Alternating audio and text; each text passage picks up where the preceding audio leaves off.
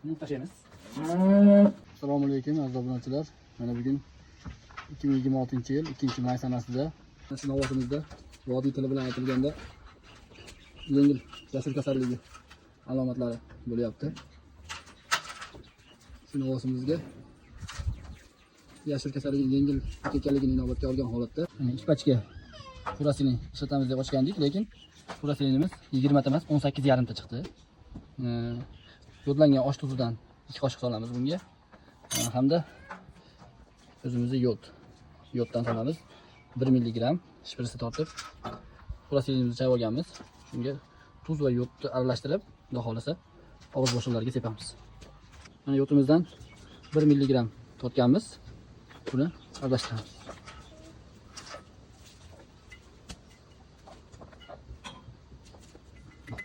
Esa mana yodlangan osh tuzimizdan 1 qoshiq bu. Mana bu ikkinchi qoshig'i. Buni solib aralashtiramiz. Pirchatkaga e'tibor bermaysizlar.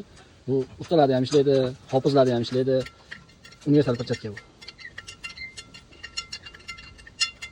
Endi shu aralashmamizni, tuzimiz ham erib bo'ldi, xudo xolasa. Endi bu aralashmamizni idishga quyamiz.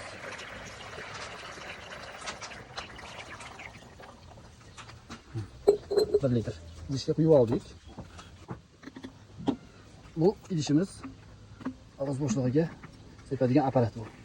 Shunda endi molda og'izlarga sepamiz. Endi bu apparatimizni damlab olamiz. Damlagan holatda shu molimizga sepamiz.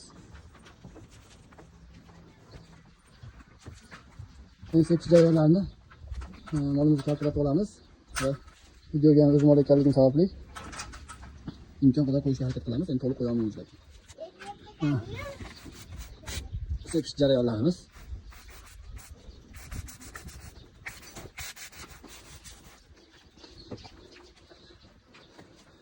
O'zim chorvadorman, veterinar emasman.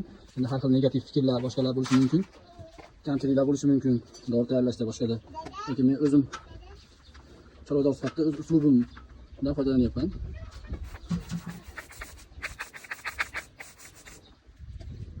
Endi buni og'iz bo'shlig'ini ochgan holatda og'izning ichki qismiga ham sepamiz. Xudo xolasa endi og'iz bo'shlig'iga sepamiz buni.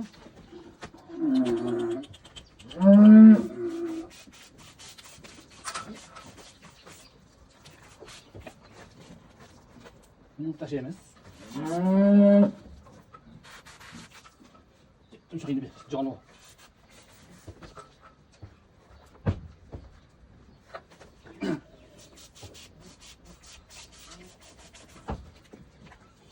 Xudo xolasa molimiz shundan shifo bo'ladi degan umidda yaxshi niyatda qildik.